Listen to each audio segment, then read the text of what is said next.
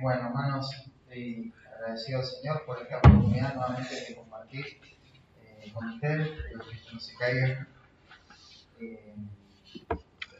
Y bueno, hoy vamos a abordar este gran tema de la rendición de cuentas. Espero que esto sea una base simplemente y podamos seguir creciendo sobre este gran medio de gracia que el Señor nos ha dado. Vamos a dirigirnos a Dios en oración. Padre Santo, queremos rogarte, Señor, que tú puedas usar tu palabra para traer claridad, convicción a nuestros corazones. Necesitamos oír de ti y también, Señor, necesitamos ajustar nuestra vida a lo que tú dices, Señor, a tu verdad. Gracias, Señor, por este tiempo. Nuevamente, Señor, ora en nuestros corazones y trae convicción. Que tu Espíritu Santo pueda hacer una obra en la cual pueda convencernos de lo que tu palabra dice y confrontar nuestro corazón, Señor. No solamente es nuestro enseñador, sino que también quien nos va a confrontar con el pecado. Y ayúdanos, Señor, a que sea una oportunidad hoy para poder dar un paso de obediencia a ti en cuanto a este medio de gracia se refiere.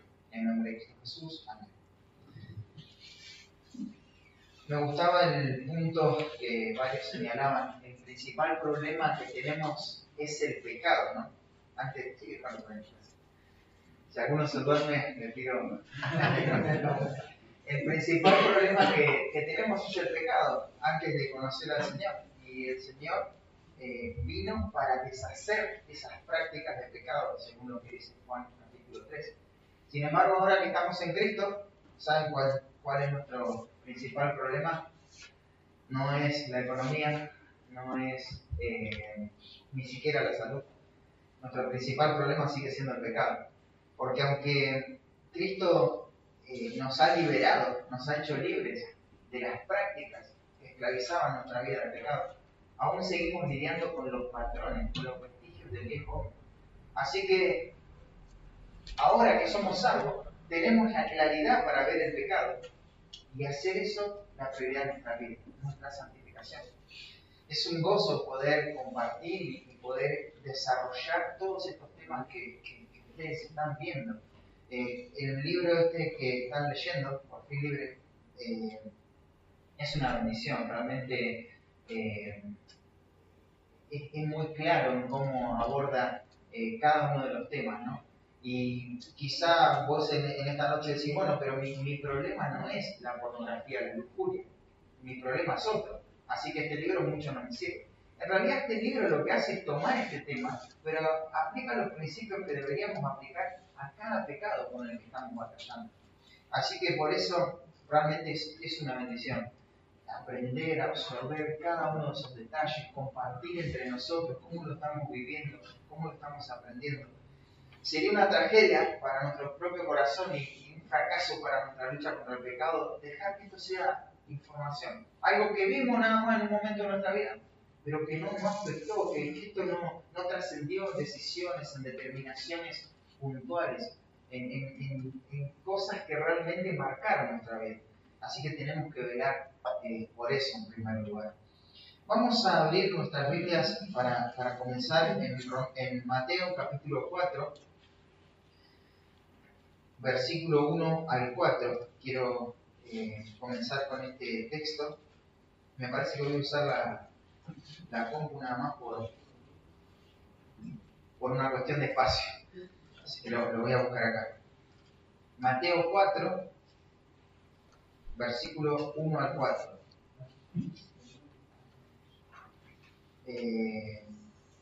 Sí, bueno, si no, uso la Biblia, tranquilo. No te preocupes.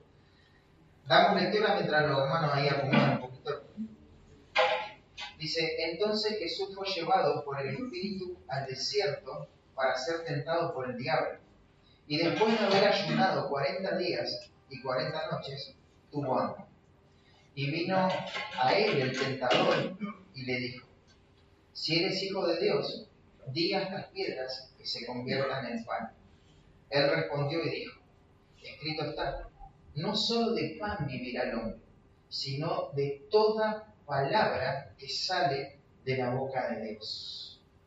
Conocemos bien este pasaje y sabemos que Satanás va a traer una serie de tentaciones. En la narrativa se van a mencionar 3. Y en cada una de estas tentaciones el Señor va a responder con la palabra de Dios. Escrito está. Esta que leímos es la primera y introduce la situación. Jesús estuvo ahí 40 días sin comer. Y fue el tiempo en el que Él estaba comenzando su ministerio. Podemos imaginar que fueron días de comunión, de oración, de tiempo a solas con el Padre. Pero después de 40 días, dice la narrativa, que Él tuvo hambre. Eso no quiere decir que no tuvo hambre en el día 20 o mucho antes de este día 40, pero Mateo presenta el momento, porque en este momento va a pasar algo distinto.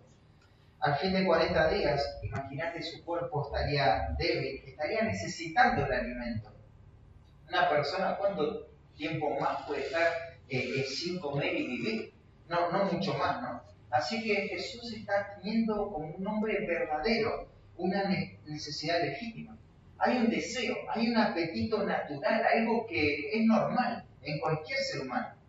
Y por otro lado, Él tiene no solamente esta necesidad, sino que tiene la capacidad para resolver esta necesidad, para afrontar el problema de manera positiva.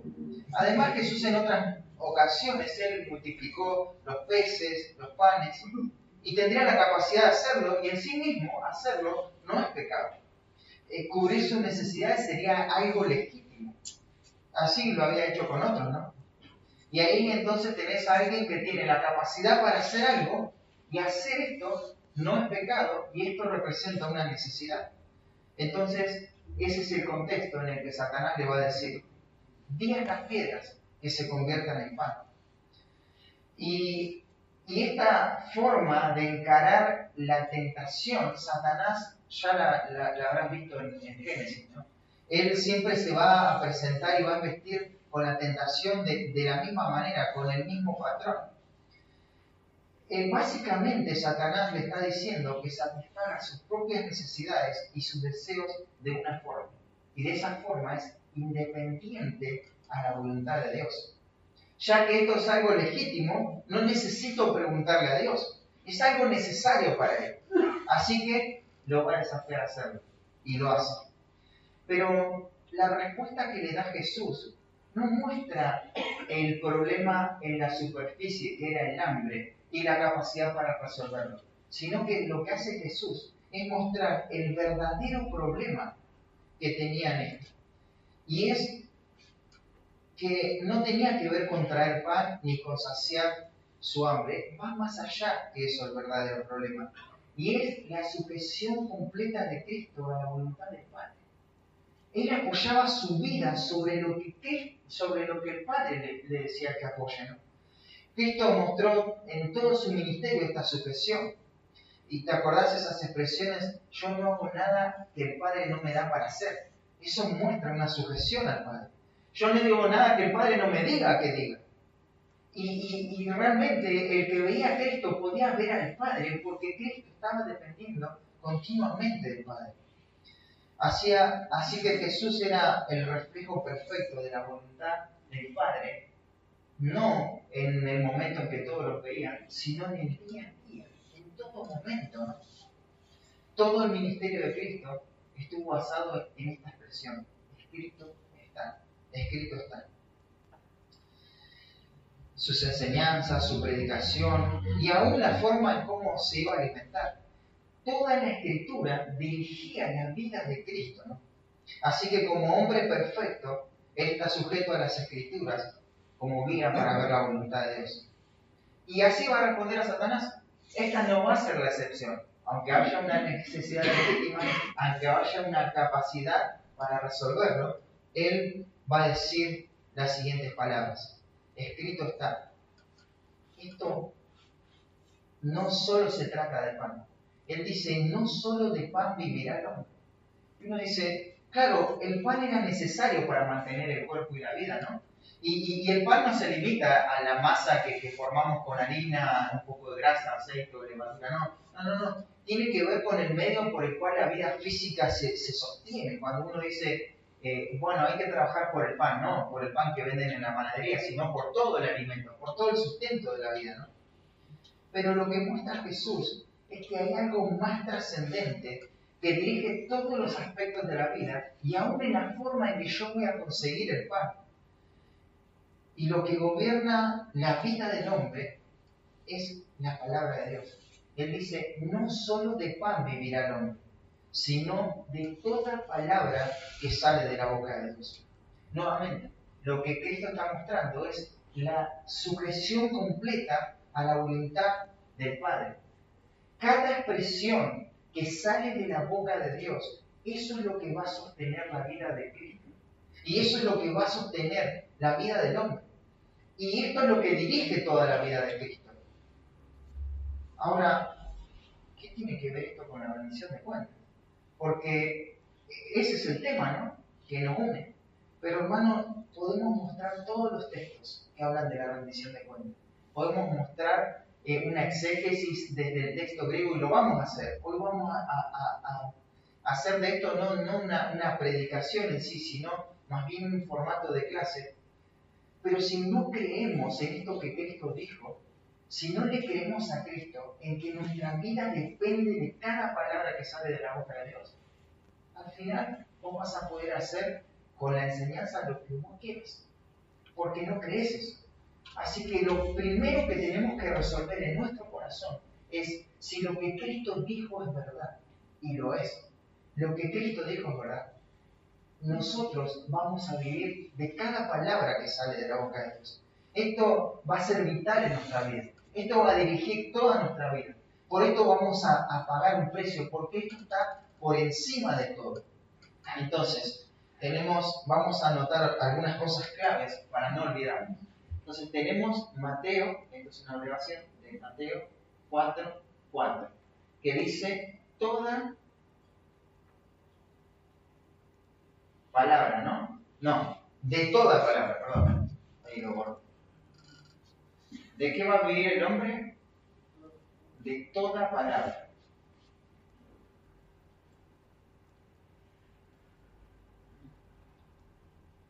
De toda palabra. Quiero que presten. Quizá esa expresión, esa preposición de toda palabra, no nos dice mucho, pero lo que se está usando en el texto original es una preposición que es epi. Esto significa sobre. Esto está sobre. O sea, y esta es la idea que Cristo está dando. Voy a apoyar toda mi vida, todas mis convicciones sobre cada palabra que sale de la boca de Dios. La palabra toda, identifica, si yo les digo panteísmo, mucho, ¿no? Tiene que ver con muchos dioses, con todo. Bueno, esta es la palabra que se usa acá. Pante. Esa palabra abarca todo, la totalidad de lo que Dios ha hablado, todo lo que sale de su boca. Sobre eso nos vamos a apoyar. Eso es lo que va a guiar las convicciones y las implicaciones de la rendición de cuentas en esta noche. Si lo que Dios dice es esto, si llegamos a esta conclusión, vamos a estar obligados a obedecer. No vamos a ver si nos conviene obedecer esto. No, vamos a estar obligados a obedecer esto. ¿Y por qué te digo? ¿Por qué hago esta introducción, no?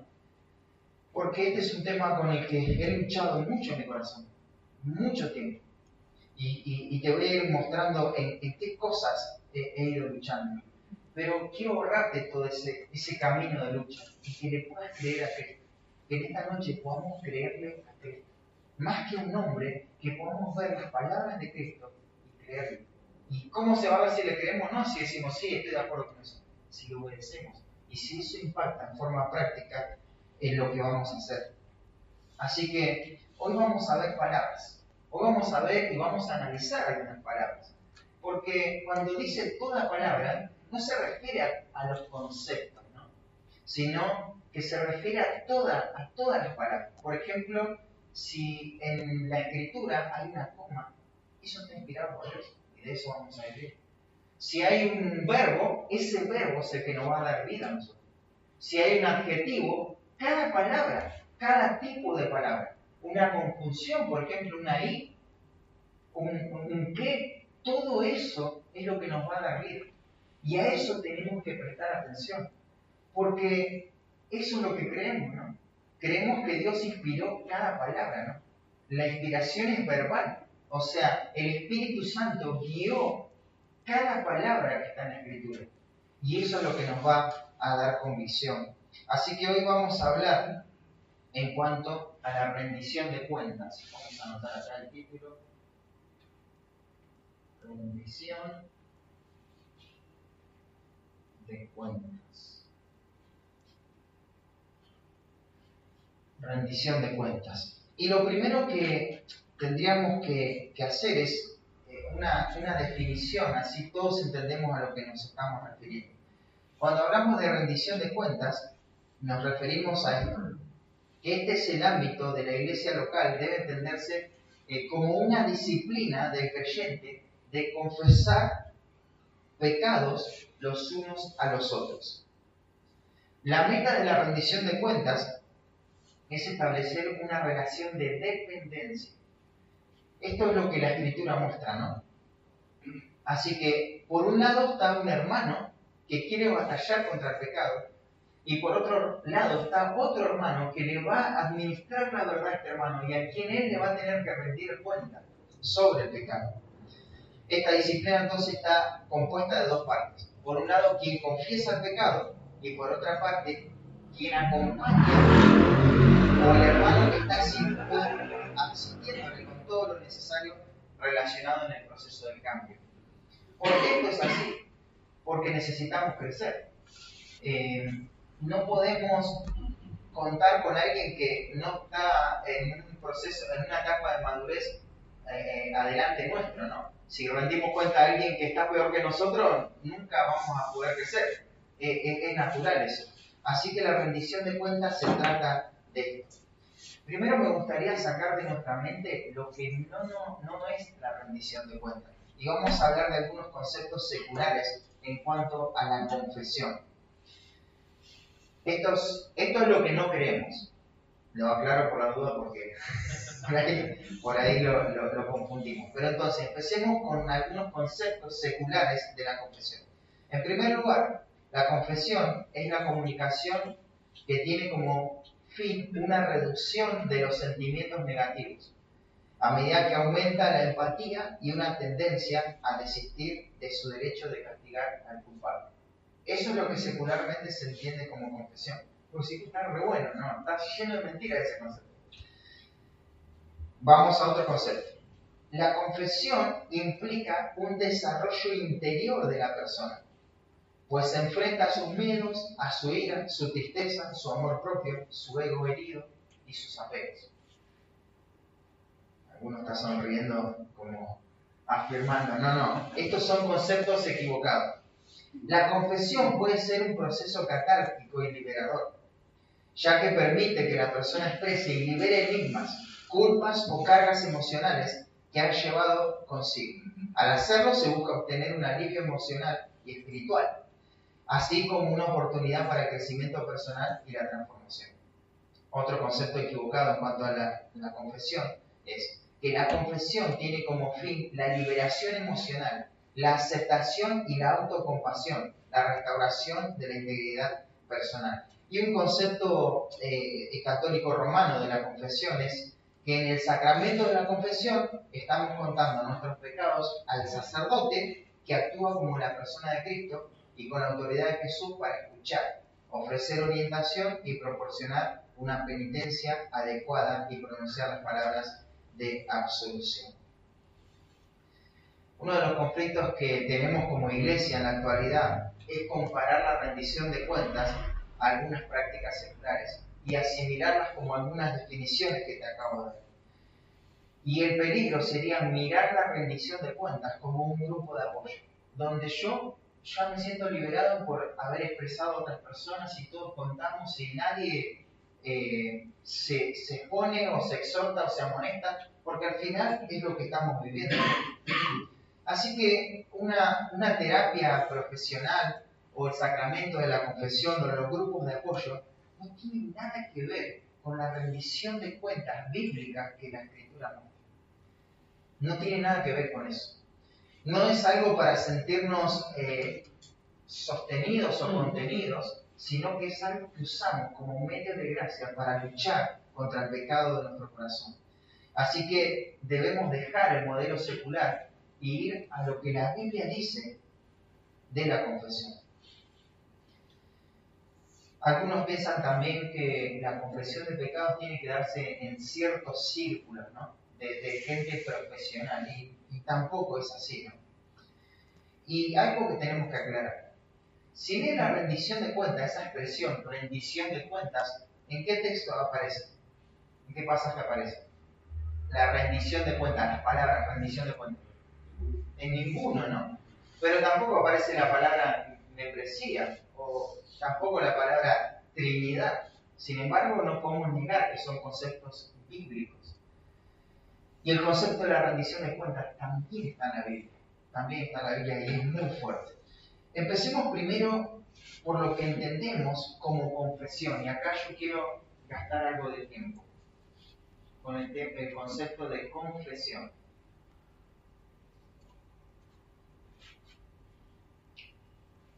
Muchas gracias. Y vamos a Primera de Juan. Hay varios pasajes para hablar de la confesión, pero veamos este, es quizá el más conocido.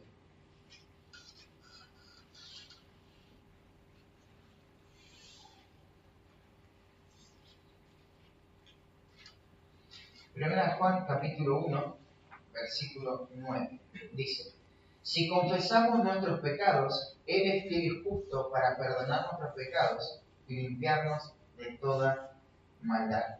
Si confesamos. Acá la palabra que se utiliza para confesión, y quiero que prestes atención, quizás no conoces las letras, pero yo después quiero mostrarte una variante. Es esta palabra en el texto original. Es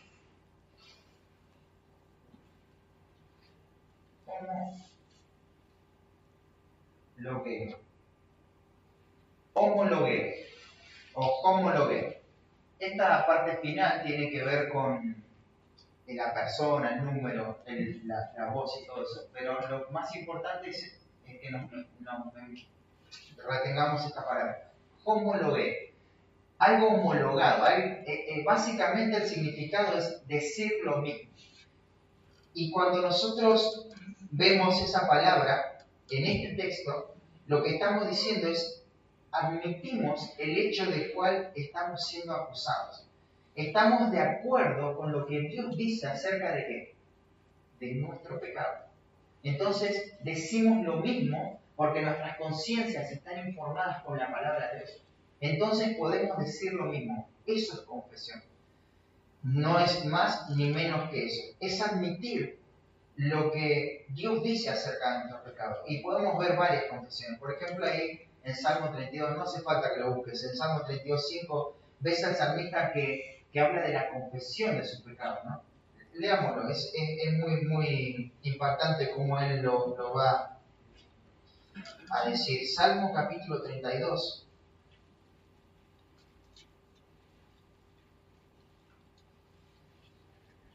Versículo 5 dice: mi pecado te declaré y no encubrí mi iniquidad.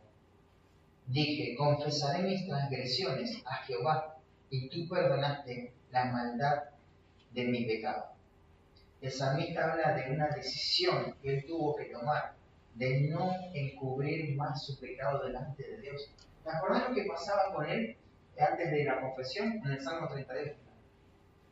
Dice que se estaba consumiendo. Que este pecado oculto, este pecado sin confesar a Dios, sin ponerse de acuerdo con Dios, lo estaba matando. E incluso hasta su cuerpo estaba recibiendo el efecto de esa falta de confesión. Cuando después vemos el Salmo 51, que podríamos tomarlo como una continuación del Salmo 32, vemos a David reconociendo que su pecado delante de Dios había sido vindicado, había sido perdonado, porque él había confesado. Así que confesar a Dios no es un acercamiento mecánico donde le pido a Dios perdón por mis pecados como de una forma descuidada, superficial, sin haber considerado, sino que ese pasaje de Juan 1.8 tiene que hacernos tomar conciencia de nuestra confesión. Digo a Dios lo que realmente es mi pecado y lo veo con la gravedad que tiene mi pecado. Bueno, Señor, perdona todos mis pecados porque somos todos pecadores. Eso sería una forma liviana, ¿no?, de decirlo. Sino que tengo que entender qué es lo que ha pasado. Y le pido perdón al Señor con ese corazón quebrado, ¿no? Y confieso a Dios, sin excusa, ¿no? Así que no es algo que yo me acerco de manera fría, sino que tiene que tener estas características claras que vemos en los salmistas, ¿no? Es admitir, es la admisión real de lo que he hecho contra Dios. Es tener un entendimiento claro de cómo Dios le llama a mi pecado. No excusarlo ni minimizarlo. Es rotularlo de manera bíblica. Si estoy cayendo en la lujuria, no es, bueno, estoy, la verdad, que con luchas. No, estoy cayendo en la lujuria. No es tensión eso, es caer. Entonces tengo que decir lo que Dios dice.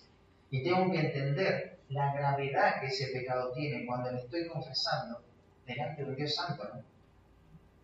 Tengo que tener entendimiento también en cómo Dios castiga este pecado por el que estoy confesando. ¿Y eso quién me informa? La Escritura. ¿Cómo Dios castiga este pecado? Sea cual sea el pecado. Tengo que tener entendimiento en el momento de la confesión del daño que el pecado causa a otro. Entonces, claro, esto lejos de ser una confesión mecánica y fría, es una confesión de una conciencia informada por la palabra de Dios en cuanto al pecado. Juan entiende que el mensaje del Evangelio impacta la vida de aquel que lo creyó, ¿no? Y ahora quiere vivir una vida verdadera, no una falsa piedad. Una falsa piedad sería yo tengo pecado. De todo lo que se predica en la iglesia, yo la verdad que estoy bien. De este tema no hay forma. ¿Sabes que la lujuria tiene muchas formas de manifestarse? No solamente viendo una pantalla, pornografía o teniendo relaciones con alguien que no es tu cónyuge. Hay muchas manifestaciones de la lujuria. Y tenemos que ver, no de entrada decir, bueno, yo no tengo pecado. Esto a mí no me genera una lucha. Sino poder ver, examinar el corazón y reconocer realmente si yo tengo pecado. Y quizá no tengas ese pecado, pero hay otros pecados que podemos confesar y que podemos lidiar.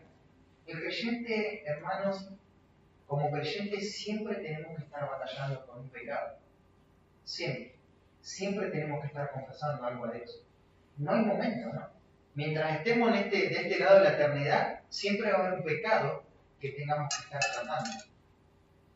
Calvino decía que nuestro corazón es una fábrica de ídolos. Así que nuestra confesión tiene que ir primeramente a Dios y descansar en dos realidades. Primero, en que Dios es fiel. Dice el texto, Él es fiel. Él es fiel. Tenemos que apoyarnos en la fidelidad de Dios. Eso es apoyarse en la palabra de Dios, ¿no? Él es fiel. Entender y reconocer que Él es fiel. Él es digno de confianza. Pablo le dice a los hermanos de Corintios, que ustedes han estado estudiando este precioso libro, los llama a tener comunión por medio de su Hijo Jesucristo y le dice que Dios es fiel. El Dios que los está llamando es fiel. Es fiel. Ahí Moisés en Deuteronomio 7:9 recuerda al pueblo este carácter fiel de Dios y les muestra la fidelidad de Dios. Él les va a dar vida si obedecen. Pero esta fidelidad también se va a ver reflejada en las consecuencias si desobedecen. Hermanos, el que nos llama a vivir una vida de confesión activa es un Dios fiel. Él quiere que nos acerquemos en santidad a Él, confiando en su fidelidad. Él no nos va a despreciar, Él ya sabe lo que hemos hecho. Pero el hecho de que le confesemos, que nos pongamos de acuerdo, eso nos habla de que nosotros nos queremos conformar a su carácter santo, a sus estándares. Queremos reflejar a Dios. ¿Sabes lo que es glorificar a Dios? Es mostrar quién es Él. Es mostrar su carácter. Es mostrar lo glorioso que es Él. Y Él es santo. Y por eso nos ponemos de acuerdo con Él. Pero hay otro parámetro que se menciona acá. No solamente Él es fiel, sino que Él es justo. Esto tiene que producir temor. Si estoy confesando un pecado delante de Dios y en mi corazón no he tomado todas las medidas radicales para abandonar ese pecado. Es decir, siempre confieso lo mismo, pero ¿pensaste en la justicia de Dios? ¿Pensaste que además de que Él es accesible, Él es fiel, Él también es justo? Hemos meditado suficientemente que al Dios al cual nos estamos acercando en confesión, estamos admitiendo lo que Él dice acerca de nuestro pecado y la gravedad de este pecado, no solamente es fiel, sino que Él es justo. Él es justo. Y Él va a castigar ese pecado. Así que tenemos que arrepentirnos, hermanos, muchas veces de la manera liviana que tenemos de confesar nuestros pecados. Y entender esto, que Él es fiel y Él es justo, ¿no? Así que la confesión es necesaria para nuestra vida. Uno piensa en la confesión que requerida fue para nuestra salvación, ¿no? Confesar a Dios. Ahí tenés Romanos capítulo 10, que nos habla de la confesión, si confesare con tu boca, ¿no? Ahora, la confesión no solamente es necesaria para la salvación, sino que es necesaria para toda nuestra vida de santificación. Los creyentes verdaderos no ocultan su pecado. Y no dicen, yo no pequé. Los creyentes verdaderos, ¿sabes qué dicen? Sí, yo pequé. Me pongo de acuerdo con Dios. No niegan el pecado, no se excusan, sino que lo confiesan. La confesión honesta, hermanos, no es fácil, ¿no? Pero es necesaria. Claro, no es fácil admitir, ¿no? El pecado. Pero Dios es fiel y justo. Dios tiene toda vamos a ponerlo en este cuadro, ¿no? Él tiene todo un depósito de bendiciones de su gracia, de su misericordia. La fidelidad de Dios, su misericordia está ahí, lista para dártela. Dios te lo quiere dar. Pero ¿cuál es la condición? De acuerdo a Juan 1:9. Si confesamos. Hermano, no voy a recibir la misericordia de Dios, no la voy a experimentar de esa manera. No voy a recibir el beneficio de su gracia si no confieso el pecado, si no me pongo de acuerdo con Dios.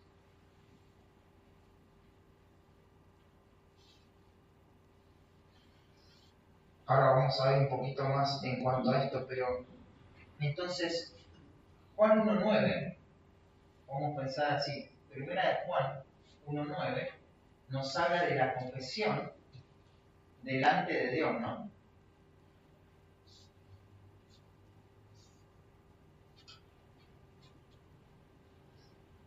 Delante de Dios. Y tenemos que confesar nuestros pecados delante de Dios. Y claro, eso, si tomamos conciencia de lo que eso significa, y espero que lo hagamos, eso es un gran paso. Es un gran paso. Pero la verdad es que nuestra vida espiritual no fue diseñada para batallarnos solos, ¿no? Para crecer y madurar desde el individualismo, sino que necesitamos la confesión delante de mis hermanos. Muchos de los que estamos acá, en nuestro corazón, en este punto, en todo lo otro estamos de acuerdo, pero en este punto muchas veces cerramos nuestro corazón. Decimos, bueno, yo la verdad es que confesándole a Dios el pecado, ya es suficiente. Yo no le confieso el pecado a los hombres. Yo le confieso el pecado a Dios, ¿no? Los católicos le confiesan a otros, ¿no? Pero nosotros no. Nosotros con que se lo digamos a Dios, ya es suficiente. Por eso es que te quiero mostrar cómo debemos vivir de cada una de las palabras que sale de la boca de Dios. Porque estamos en un tiempo donde esto puede ser una excusa. Hay muchas excusas por las cuales no confesamos el pecado a otra persona. Pero una de las principales es el orgullo de nuestro corazón. nos hemos permitido muchas mentiras. Y como por ejemplo la autopreservación, el individualismo, que nos hace creer que nosotros en nuestra casa, con nuestra Biblia o entendiendo las cosas a nuestra manera, ya podemos avanzar y podemos madurar. Sin embargo, eso no es verdad. La Biblia está llena de exhortaciones de los unos a los otros. Y creo que el individualismo lo que ha hecho fue un daño tremendo a la dinámica de los unos a los otros. Nos ha hecho creer que no necesitamos a otros. Vivimos en medio de una sociedad individualista que ha afectado la vida en cómo la iglesia va a practicar estas dinámicas de los unos a los otros. Y necesitamos del hermano. Necesitamos del hermano para esta rendición de cuentas, ¿no? Así que muchas de estas cosas en la iglesia local han sido cuestionadas. Pero te digo algo. Si no entendemos cómo batallar claramente con nuestro pecado, y nos desasociamos de esta interdependencia que tenemos los unos a los otros, en primer lugar, estamos distorsionando casi toda la doctrina. Primero porque no tendríamos una eclesiología correcta, esa es la doctrina de la iglesia. No lograríamos pensar lo que la Escritura dice y la función que tiene la iglesia en nuestra vida. ¿Sabes que Dios dio dones a la iglesia? Cada hermano tiene un don, una habilidad que el Señor le ha otorgado. Y eso no es para él, eso es para el otro, para los hermanos, es para la iglesia, es para la necesaria edificación. Así que la iglesia tiene que ser vista en forma correcta en la lucha contra el pecado. Hermanos, ninguno de los que estamos acá vamos a poder vencer el pecado solo, por más que nos lo propongamos. No vamos a poder. Y necesitamos depender de nuestros hermanos. No solamente estaríamos distorsionando la eclesiología, sino la antropología, que es el estudio cómo la Biblia ve al hombre, ¿no? No vamos a poder entender nuestra propia incapacidad de poder vivir una vida como Dios nos llama a vivirla. Pero la martiología es el estudio, la doctrina del pecado. Claro, no estamos siendo conscientes del daño que produce el pecado y sobre todo el daño que produce el pecado que está en secreto, que está guardado, que está oculto, sin confesar. Y podríamos seguir y viendo cada una de las doctrinas cómo el individualismo va a destruir todo, ¿no? Y vamos a vivir una vida religiosa aparente, no admitiendo que tenemos pecado. Y vamos a un texto, ahora sí, para ver la rendición de cuentas mutua, confesar delante de otros. Y vamos a ir a Santiago, capítulo 5. Simplemente leer este pasaje ya nos tendría que alcanzar para dejar el individualismo y para pensar que yo no tengo que rendir cuenta a mi hermano. Si alguien piensa en esta noche que no necesita rendirle cuenta a su hermano, escuche lo que dice el texto. Santiago 5:16. Confesad vuestras ofensas los unos a los otros. Listo. Ya está. ¿Vamos a creer esto? Confesad vuestras ofensas los unos a los otros. Y fíjate, sigue el texto y dice: y orad unos por otros, para que seáis sanados. La oración eficaz del justo puede mucho. Pero ¿te acordás que te dije la palabra esta que aparece en Juan 1:9? Es homologueo. Sin embargo, la palabra que va a aparecer en Santiago se escribiría de la siguiente manera: ex homologueo. Esta es la forma léxica. Después en el texto hay una variante acá. Siempre va a haber una variante. Para no hacerla tan larga, la vamos a poner como aparece en el diccionario. Pero nota esto, mirá. Acá tenemos, digamos, el significado de la palabra. Que esto es decir lo mismo que Dios dice. ¿Y dónde está ese significado? En Santiago, acá está. Pero a su vez, tenemos que agregarle otra palabra. Y esa es la palabra. Esta es la palabra más importante de esta noche. Ex. Ex. También se pone esta preposición así, como ek. No sé si te suena esta palabra, pero cuando uno dice exhalar, ¿qué estás haciendo?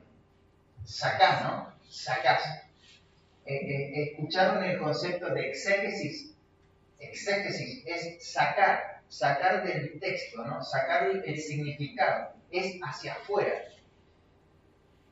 Si Santiago se refiere a la confesión delante de Dios, ¿por qué no usaría la misma palabra que en Primera de Juan? No, porque acá tenía ganas el Espíritu Santo de meter una palabrita más, pero significa lo mismo. No. ¿De qué vamos a vivir nosotros? De cada palabra que sale de la boca de Dios, ¿no? Y esta palabra sale de la boca de Dios, ¿no? Esa preposición ex sale de la boca de Dios. Ahora tenemos que ver cuáles son las implicaciones que esa palabra que sale de la boca de Dios tiene en nuestra lucha contra el pecado. Y el texto dice, confesaos, o sea, saquen hacia afuera las ofensas unos a otros. Esa palabra unos a otros nos dice a dónde tenemos que dirigir esa confesión, unos a otros.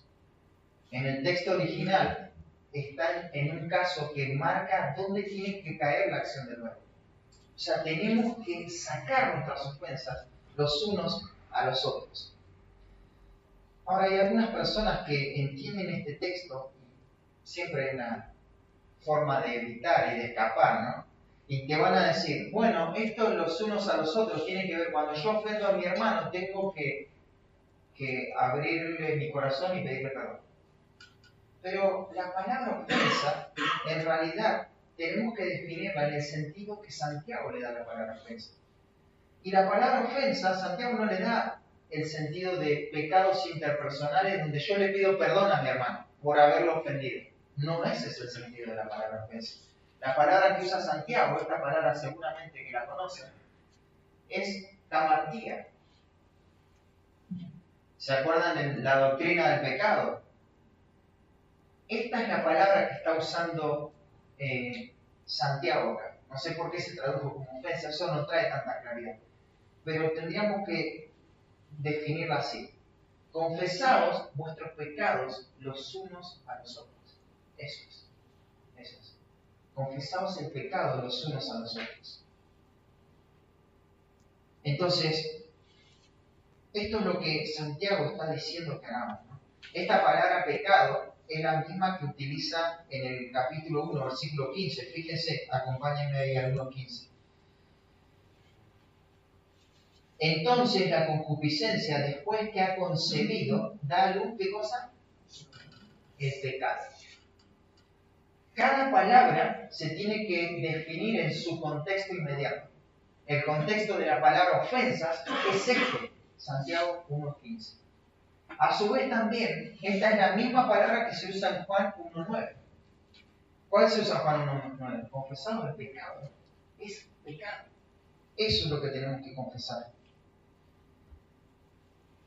Así que acá hay una clara dinámica de rendición de cuentas los unos a los otros. Y si pensamos en el contexto, fíjense el contexto. Santiago 5, el versículo 13 dice, ¿está alguno entre vosotros afligidos? Haga oración. ¿Está alguno alegre? Fíjate que el contexto de que está alegre dice cante alabanza. Acá son salmos. Los salmos tienen que ser cantados y el lugar principal es la iglesia, ¿no? La adoración corporativa.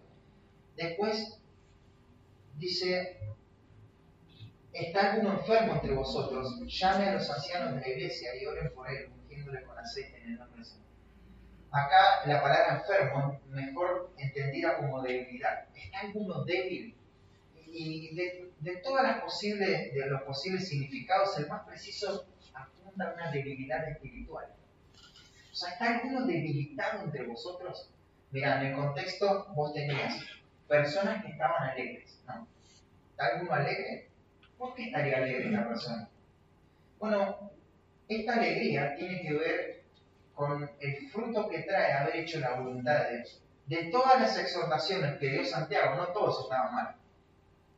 La gran mayoría quizás sí, pero alguno estaba quizás experimentando el gozo de la obediencia y pagar un precio por su fe. Y esto traía alegría a su corazón, ¿no?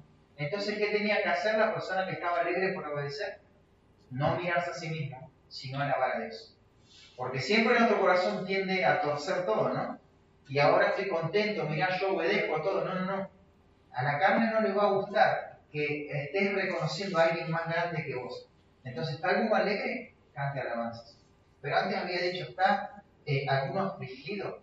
Esta aflicción, cada vez que se utiliza en la escritura, tiene que ver con el precio de la fe, con pagar el precio de la fe. Claro, hay personas que están obedeciendo a Dios, pero puede ser que estén siendo perseguidas y lo que tienen que hacer es depender del Señor bajo esas circunstancias. Así que tenés un estado espiritual de aflicción por obedecer, tenés un estado de alegría por obedecer, pero ahora tenés un estado de debilidad espiritual. ¿Y qué es lo que tiene que hacer la persona que está débil? Llamar a los ancianos de la iglesia. No es que al débil hay que ir a buscarlo según este texto, sino que el débil tiene que llamar. Tiene que llamar. ¿Y qué tienen que hacer estos ancianos? Bueno, tienen que orar por él y tienen que hacer todo lo posible para ayudar a esta persona. La debilidad espiritual puede traer consecuencias físicas y por eso dice ungiéndole con aceite. No se refiere a un rito acá, sino que se refiere a la manera práctica en cómo se solucionan la mayoría de los problemas físicos. Es como decir hoy, tomate un ibuprofeno, ¿no? Mirá, cada tanto voy al neurólogo para hacerme algunos estudios y siempre me terminan dando ibuprofeno. Es como que no sé para qué tanta tomografía computada, resonancia, siempre me da lo mismo, ¿no? ¿Por qué es lo más común? Bueno, en ese tiempo lo más común era ungirlo con aceite. ¿Te acordás el samaritano? Las heridas le pusieron aceite. No sé si eso realmente cura, pero es lo que entendía.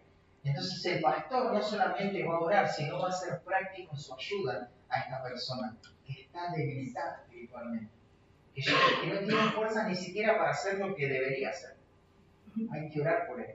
Y él va a ser sanado en el sentido de que él va a poder ver esta comunión entre este cuerpo de ancianos que ellos tienen con el Señor y va a ser alentado, porque hace rato está en este estado de debilidad. Y es triste, ¿no? Y muchas veces quizás no llegamos a ese extremo de debilidad, pero cuán debilitada está nuestra fe y cuánto nos anima ver hermanos que aman al Señor, cuánto eso estimula nuestra fe. ¿Es así o no? Muchas veces vemos la piedad de otro hermano y eso nos alienta, ¿no? Ahora, lo que va a decir Santiago después es, no necesitan llegar a ese estado de debilidad, en donde el pecado y las mentiras de Satanás ahoguen su vida espiritual y lleguen a ese extremo, donde no tengan ni siquiera fuerzas para orar. No necesitan llegar a eso. ¿Y cómo se puede evitar todo ese tipo de problemas? La rendición de cuentas. Confesad vuestras ofensas. En el momento del pecado, cuando se está presentando de una manera incipiente incluso, es rendir cuentas. Es abrir nuestro corazón, estoy luchando con esto. Y no solamente la rendición de cuentas, sino que el texto muestra también la vida de oración activa, ¿no? Orar unos por otros. Hermanos, por lo que deberíamos orar, nuestros principales motivos de oración tienen que ser la lucha contra el pecado. Ese es el contexto. Orar unos por otros, claro, hay un sentido general donde vamos a orar por, no sé, por lo que te pidió el hermano, ¿no? Quiere revocar su casa, que el Señor le provea. Está bien eso, no está mal. Pero deberíamos preocuparnos más por la santidad de nuestro hermano. ¿Con qué pecado estás luchando, hermano querido? Quiero orar por vos. ¿Querés que hablemos sobre esto? Escuchar esta predicación. Estamos todo el tiempo integrando herramientas, recursos para vencer el pecado en nuestro corazón. Eso es lo que dice el texto. Eso es lo que vemos en la Escritura. Y de eso vamos a vivir. Hermanos, no podemos solos. De ninguna manera vamos a poder solos. Ahora, aunque este texto es claro para hablar de la vida de rendición de cuentas y la confesión abierta hacia otro hermano, hay más evidencia bíblica. Porque la verdad es que la rendición de cuentas, la confesión pública del pecado, no comienza con Santiago. Santiago es uno de los primeros libros del Antiguo Testamento, del Nuevo Testamento, perdón. Después sigue ese mismo patrón, ¿no? Pero la verdad es que Santiago, él no introdujo este concepto de la rendición de cuentas. ¿Te acordás Juan el Bautista cuando predicaba el Evangelio? Que los confrontaba a las personas y cómo venía la gente. Hay una palabrita ahí que es clave: confesando sus pecados. ¿Y cómo se confesaban? Bueno, ahí antes de bautizarse confesaban sus pecados y otros los escuchaban. Eso es tremendo, hermano. Cuando eso empieza a pasar en la vida de la iglesia, empezás a madurar, empezás a crecer. Y ahí está el Señor bendiciendo eso, ¿no? Trayendo solidez, convicción y batallando juntos. Hay un concepto que es claro también en Gálatas capítulo 1, en el capítulo 6, versículos 1 y 2. ¿Te acordás? Que dice, vamos a leerlo así, no distorsionamos ninguna palabra. Pero fíjate, dice: hermanos, si alguno fuere sorprendido en alguna falta, vosotros que sois espirituales, restauradle con espíritu de mansedumbre, considerándote a ti mismo, no sea que tú también seas tentado. Y el versículo 2 es claro: sobrellevar los unos las cargas de los otros y cumplir así la ley de Cristo. Ese sobrellevar los unos las cargas de los otros tiene que verse en el contexto este. En el contexto, la carga acá tiene que ver con el pecado. O sea, tengo que sobrellevar las cargas en este ambiente o en esta cultura de rendición de cuentas. Esta es la carga. Porque ¿qué es lo que el hermano, qué le pasó a este hermano? Fue sorprendido en alguna falta, en pecado. Fue sorprendido en esto. Y ahora hay que lidiar con esto. ¿Y cómo va a hacer el hermano para ser restaurado? ¿De qué forma va a ser restaurado? Confesando el pecado, pero entrando en un sistema de rendición de cuentas, donde uno va llevando la carga de los otros, ¿no? Porque ahora esta persona que está restaurando a este hermano también tiene que vigilar su corazón. No lo hace en forma altanera o orgullosa, sino que lo hace de manera humilde, porque él también puede ser tentado de caer. Entonces, esto es lo que va a dar firmeza, esto es lo que va a confirmar nuestra fe, ¿no? Esto es lo que leía Fidel al principio. El que comenzó en vosotros la obra la va a perfeccionar hasta el día de Jesucristo. Claro, lo va a hacer. ¿Que esto va a edificar su iglesia? Sí, la va a edificar. El creyente va a ser confirmado y se va a mantener en fidelidad. Sí, el creyente. Sí, lo va a hacer. ¿De qué forma? Milagrosamente. No, hermano. No va a ser un milagro. Nuestra santificación no va a suceder milagrosamente. Va a suceder providencialmente. Eso significa que Dios dejó los medios para que nosotros podamos ser santos. ¿Qué es la rendición de cuentas? Un medio de gracia para nuestra santificación. La confesión es un medio de gracia. La oración es un medio de gracia. La escritura es un medio de gracia. La iglesia es un medio de gracia. Entonces tenemos los medios de gracia. Si no los usamos, sí, estamos en una posición temeraria. Pero si estamos haciendo uso de cada medio de gracia, podemos saber que Él puede confirmarnos, que Él nos va a ayudar a perseverar. Y nuestra confianza no es en nuestra fidelidad, no, sino descansa en la fidelidad de Dios y en que estamos haciendo uso de todos estos medios de gracia. Ahí en Proverbios 28:13 dice: el que cubre sus pecados no prosperará, mas el que los confiese y se aparta, ¿qué alcanzará? Misericordia. Qué texto precioso. Cuán alentador es eso para nuestra vida. Pero quiero decirte que nosotros usamos ese texto y cuando la palabra de Dios confronta un pecado que nos trae vergüenza, vamos y nos encerramos en una pieza y le decimos a Dios: Señor, yo pequé, pero tu palabra dice que el que confiesa sus pecados va a alcanzar misericordia. Ahora te quiero decir algo.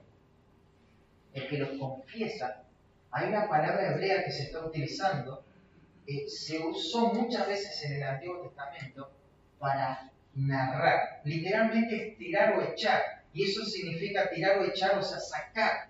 Es exponer. Es contar una historia. Traigo esta historia, la tiro esta historia acá. Ahora, ponete a pensar en algo lógico. ¿A quién le contás una historia a vos? ¿A vos mismo? Bueno, te voy a contar una historia. Estoy yo solo y empiezo a contar la historia. Está loco esto, o sea, no pará. Tenés que contarle la historia a alguien, ¿no? Bueno, ese texto está ligado a la rendición de cuentas. aún en el Antiguo Testamento, Proverbios 28:13. Así que necesitamos afirmar nuestros corazones en lo que es la vida de la bendición del mundo. Tenemos que confesar. Está la evidencia, está en las palabras, está el texto. Es muy simple la pregunta. ¿Vamos a creer en lo que Cristo dijo?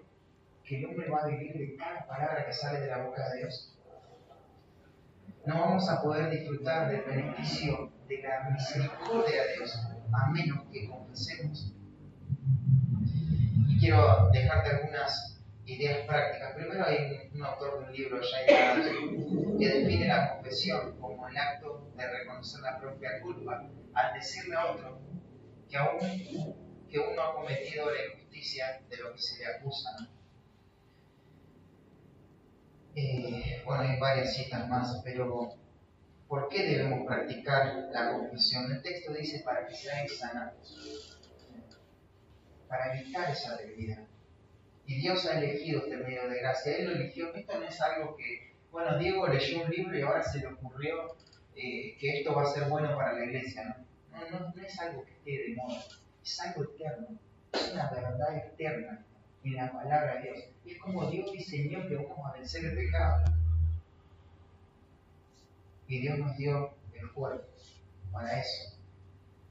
Para que no dejemos el pecado oculto en nuestro corazón y pretendamos batallar desde el individualismo. Vas a ser derrotado.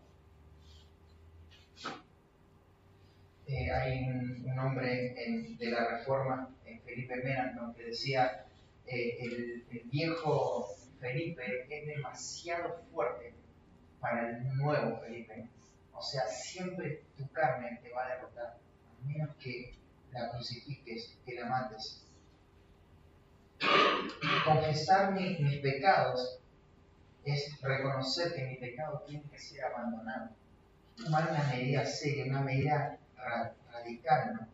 No confesarlo, decidir no abandonar el pecado, me va a llevar a la culpa.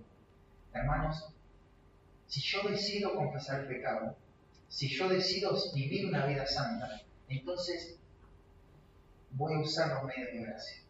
La rendición de cuentas es uno. Si digo, yo quiero vivir una vida santa, confesar mi pecado delante de Dios, pero al hermano yo no le voy a hacer nada. No se puede, porque ahí hay una contradicción escritural. Entrarías en una contradicción. Es como decir, yo quiero ir afuera, pero voy a estar adentro. No se puede, ¿no? O sea, si vos decidís luchar contra tu pecado, realmente tenés que usar los medios que Dios dio para luchar contra el pecado. Decidir no abandonar mi pecado, no considerar el propósito por el cual fui salvado. ¿Por qué esto es importante? Porque Efesios capítulo 1, versículo 4 dice que Él nos eligió para que seamos santos y sin mancha. Ese es el propósito, ¿no? Es para obedecer. Cuando estamos confesando el pecado de nuestro hermano, estamos dando este paso de exponernos, reconociendo que no queremos tener más nada que ver con este pecado, que queremos matarlo. Cuando yo decido no confesar el pecado, ¿sabés lo que estoy mostrando hacia el pecado? Amor. No estoy amando ese pecado.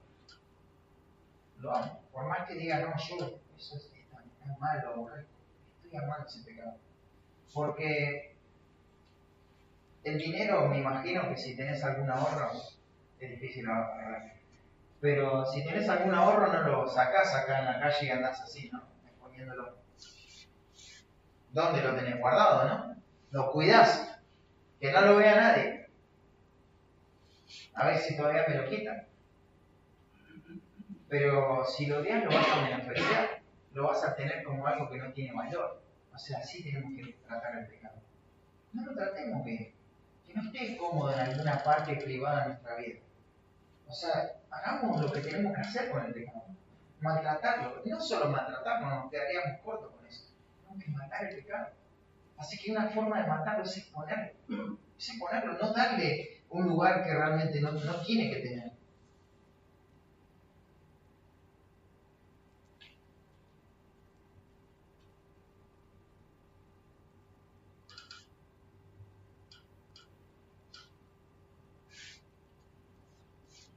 Y de manera práctica, ¿cómo hacemos para batallar? ¿Queda alguna pregunta hasta ahí? Así no paso a lo práctico antes de... ¿Estamos bien? Sí. Anímense cualquier cosa.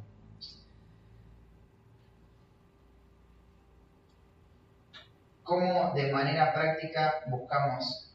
Bueno, tenemos que buscar compañeros de batalla. Ora a Dios para que te dé hermanos que sean aliados en tu batalla. Buscar hombres que te acompañen en tu vida de batalla. Si ya lo tenés, valora eso. Valora eso. Confesar en forma intencional en el momento de la batalla. Una de las cosas que tenemos que entender en cuanto a la rendición de cuentas es que si bien hay un momento específico, yo sé que ustedes se juntan, ¿no? Cada 2 semanas se juntan a rendir cuentas. Es buenísimo eso. Es buenísimo. Pero nosotros hacemos algo parecido también. Pero el peligro a veces es que lo que hemos visto es la tendencia a que si hay honestidad hay un reporte nada más. ¿Cuándo tiene que darse la confesión? ¿Cuándo deberíamos rendir cuenta al hermano? ¿Cada 2 semanas? También. Pero todo el tiempo. Todo el tiempo. Hoy, si hay un pecado oculto hay que sacarlo. Hoy, no irse de acá sin confesar ese pecado. Si el Espíritu Santo está trayendo algo a tu corazón que realmente no tiene que estar ahí, confesarlo. Confesarlo. Todo el tiempo en el momento de la lucha. No es un reporte, nos tenemos que acompañar en la lucha. Y hoy hay un montón de maneras para hacerlo, ¿no? Tenemos un montón de medios para estar interconectados incluso. Estoy luchando, llamar por teléfono. Quizás muchos años atrás llamar por teléfono es una locura. Pero hoy un mensaje, cualquier cosa puede ser útil, ¿no? Así que tenemos que aprovechar todas las oportunidades que tenemos, incluido cada 2 semanas. Pero todas las oportunidades, terminó la predicación y el Espíritu Santo trajo algo que tengo que confrontó mi vida. Es ahí, es ese momento. Tengo que aprovechar a mi hermano y confesar el pecado. Oremos juntos, mirá, se predicó esto y yo no estoy viviendo conforme a esto. Y confieso el pecado. Porque después ese hermano te va a preguntar, ¿cómo estás luchando con eso? Tenemos que ser prácticos, no podemos dejarlo solamente para un momento formal. Los pasillos, el recorrido afuera, la vereda, todos son buenos contextos para abrir nuestro corazón y confesar el pecado. Así que eso es lo que tenemos que hacer. Y algunas cosas más. Confiesa el pecado lo antes posible. ¿Te acordás lo que pasó ahí en Josué 7 con acá? ¿Para qué esperar? ¿Para qué esperar? Si ya la persona que más ofendida está, que es Dios, ya lo sabe. Le confesás a Dios y confesás a un hermano. Confiesa el pecado, todo lo que has sido afectado. Confiesa a personas maduras, ¿no? Confesemos el pecado sin dar detalles explícitos para no hacer caer a otro hermano. Efesios capítulo 5, hay cosas que ni aún se noten. Entonces tenemos que ser honestos, pero sin entrar en detalles que no son necesarios. Confesemos el pecado con el objetivo de ser restaurados, no como para decir, listo, ya confesé el pecado, así que ya no me pregunten más sobre esto, yo ya lo confesé, ya hice lo que tenía que hacer, rendí cuenta. No. Confesemos el pecado y esperemos que nos sigan preguntando y que ese pecado pueda ser matado, ¿no? En nuestra vida. Confesemos sin dar ninguna excusa. Y una cosa más que es quizá lo más duro, ¿no? Confesemos con la disposición de aceptar las consecuencias del pecado. Hay un punto en el cual nuestro corazón, y quizá te ha pasado como a mí mucho tiempo, decir, si yo confieso esto voy a lastimar a las personas que más amo. O sea, yo no puedo decir, esto es imposible porque voy a herir, mejor se lo confieso a Dios, lo lucho en lo personal y trato de vencerlo. Y solo se enteró Dios, yo maté el pecado y no afecté a nadie. ¿Has pensado eso alguna vez? Yo he estado engañado con eso. Tu pecado te va a alcanzar, te lo digo. La Biblia lo dice, pero también te lo confirmo por experiencia propia. El pecado te va a alcanzar. Entonces, si pecaste y tenés que confesarlo, y va a haber personas afectadas, enojadas, dañadas, heridas, tomarlo como una consecuencia del pecado. Pero sé.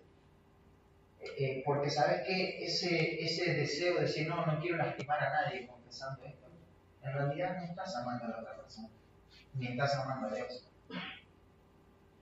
te estás amando a vos mismo. Es un amor propio. Yo no quiero ver a otro sufrir, porque yo sufro si lo veo sufrir. Pero ese no es el camino por el que vamos a hacer. Claro, hay que hacerlo de manera adecuada, siendo guiado, buscando consejos, pero tenemos que confesar. Cada pecado tenemos que confesar. Y nuevamente, ¿no? Si es la lujuria, como trata el libro específicamente, es la lujuria, con todo lo que eso significa. Pero si hay otros pecados que tenemos que confesar, hay que confesarlo. Hay que confesarlo. No hay nada más peligrosa en nuestra vida que conservar el pecado y pretender vencerlo solo en privado. En privado, nuestro pecado se hace gigante y no lo vamos a poder hacer. No lo vamos a poder controlar. Lo más natural es que el pecado nos termine controlando a nosotros. Señor, danos gracia para poder vivir una vida de bendición de cuenta, Señor. Tú has dejado este medio, Señor, pero realmente nuestro corazón tan orgulloso, Señor, tan soberbio, nos cuesta rendirnos ante esto, Señor, ante el texto, ante los textos, ante las implicaciones de los pasajes. Nos cuesta pensar bíblicamente en cuanto a la rendición de cuentas, Señor. Quizás muchas de las cosas en cuanto a la lucha contra el pecado podemos aceptar, Señor, pero nuestro egoísmo, nuestro individualismo no nos permite, Señor, abrirnos y obedecer. Pero danos la gracia, Señor, porque no hay otro camino, Señor. Si queremos vivir vidas santas, vidas que te honran para tu gloria, ayúdanos a dar este paso, Señor. Y que nuestra rendición de cuentas pueda ser honesta, sincera, Señor, sin temor al hombre, solamente temiéndote a ti, Señor. Ayúdanos a lidiar con todas las mentiras de nuestro corazón y poder ponerlas, Señor. Gracias, Señor, por esta oportunidad nuevamente. Bendice a tus hombres, Señor. Oro por mi vida también. Ayúdanos, Señor, a poder amarte aquí por sobre todas las cosas. A temerte, Señor. A amar tu escritura, Señor, tu palabra. Y a aborrecer el pecado, Señor. A odiarlo, Señor, y poder matarlo en nuestro corazón. En el nombre de Cristo Jesús. Amén.